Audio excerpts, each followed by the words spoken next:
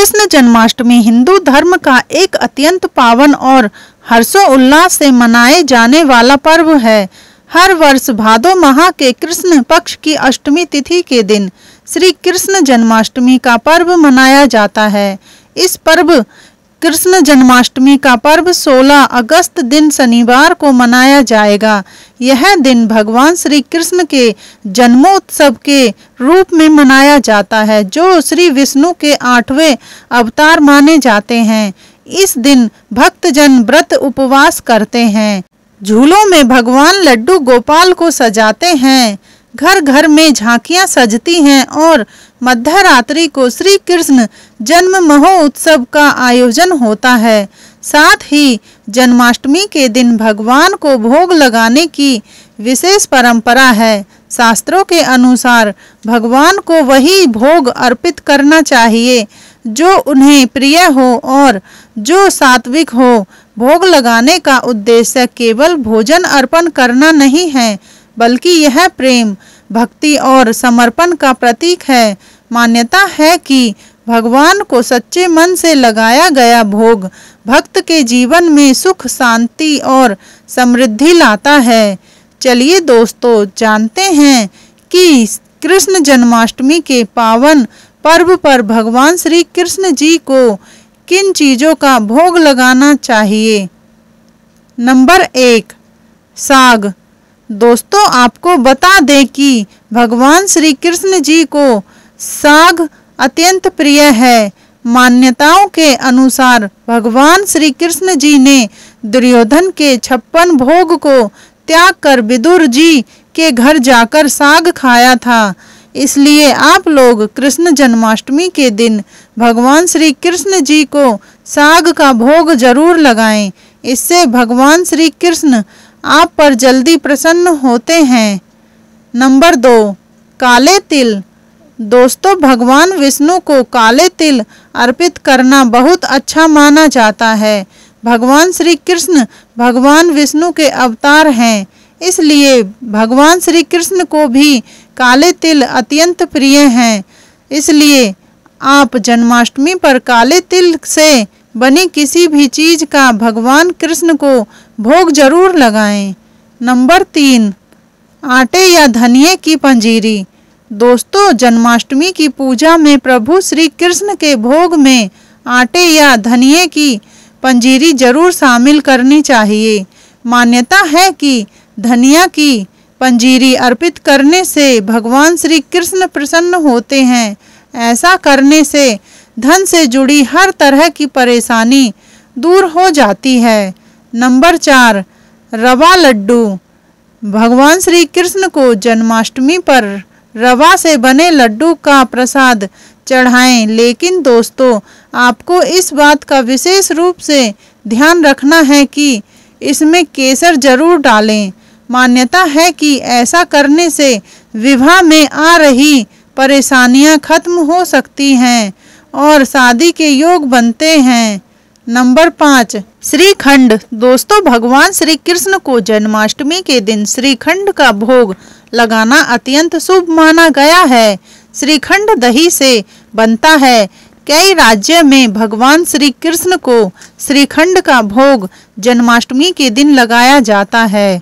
इसलिए आप जन्माष्टमी पर भगवान श्री कृष्ण को श्रीखंड का भोग जरूर लगाएं। नंबर 6, तुलसी पत्र। दोस्तों, भगवान कृष्ण को तुलसी पत्र काफ़ी प्रिय है। तुलसी का भोग लगाने से कान्हा काफ़ी प्रसन्न होते हैं। ऐसा करने से भगवान श्री कृष्ण की कृपा भक्तों पर बनी रहती है। नंबर 7, शहद। भगवान श्री कृष्ण को जन्माष्टमी के पावन दिन पर शहद का भोग जरूर लगाना चाहिए। शहद का भोग लगाना काफ़ी पवित्र माना जाता है। शुद्ध शहद का भोग लगाने से भगवान श्री कृष्ण को प्रसन्नता मिलती है। इससे जीवन में सुख, समृद्धि, ऐश्वर्य की प्राप्ति होती है। नंबर 8, पंचामृत। जन्माष्टमी का त्योहार कान्हा का जन्म दिवस माना जाता है।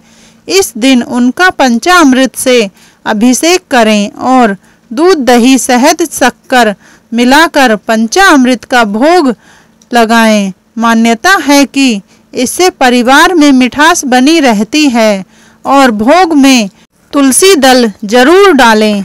नंबर 9, मखाने की खीर। दोस्तों, कहा जाता है कि मैया यशोदा अपने लल्ला को प्यार से खीर खिलाती थी। मान्यता है कि जन्माष्टमी पर खीर का भोग लगाने से संतान सुख का आशीर्वाद मिलता है और भगवान श्री कृष्ण के साथ साथ माँ लक्ष्मी की भी कृपा बरसती है। नंबर 10, मेवा पाक या बर्फी। दोस्तों, मेवा पाक या मेवे की बर्फी भगवान श्री कृष्ण को बहुत पसंद है। जन्माष्टमी की रात भगवान को मेवा पाक का भोग लगाने पर वासुदेव अत्यंत प्रसन्न होते हैं। नंबर 11, माखन मिश्री। भगवान कृष्ण को माखन और मिश्री अत्यंत प्रिय है।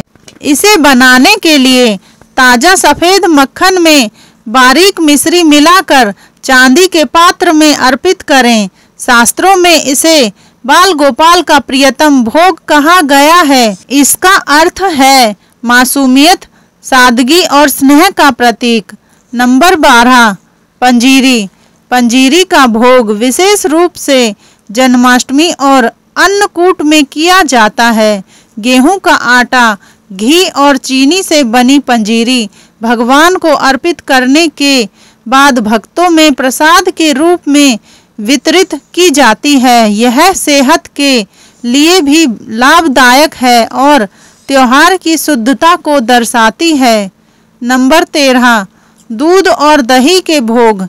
कृष्ण को दूध, दही और माखन से विशेष लगाव था। जन्माष्टमी पर ताजे दूध का कटोरा और मीठा दही का भोग अवश्य लगाएं। यह भोग शीतलता और सौम्यता का प्रतीक है। नंबर 14, माखन लड्डू। माखन में मिश्री और सूखे मेवे मिलाकर छोटे छोटे लड्डू बनाए जाते हैं।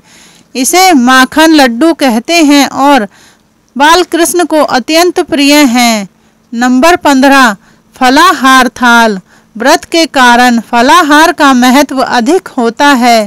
केले, सेब, अनार, अंगूर, पपीता, अमरूद आदि ताजे फलों का थाल सजाकर अर्पित करें। यह भोग सात्विकता और स्वास्थ्य का संदेश देता है। नंबर 16, मेवे और मिष्ठान। काजू, बादाम, पिस्ता, किशमिश जैसे सूखे मेवों के साथ पेड़ा, बर्फी, मोतीचूर, लड्डू, रसगुल्ला आदि भी भोग में रखे जाते हैं। शास्त्रों के अनुसार भगवान को मीठा अत्यंत प्रिय है। नंबर 17, हलवा। सूजी या बेसन का हलवा जन्माष्टमी भोग में विशेष स्थान रखता है। इसे घी में पकाकर ऊपर से मेवे डालकर अर्पित किया जाता है। नंबर 18, चूरमा। गेहूं के आटे, घी और शक्कर से बना चूरमा भी भोग में शामिल किया जा सकता है।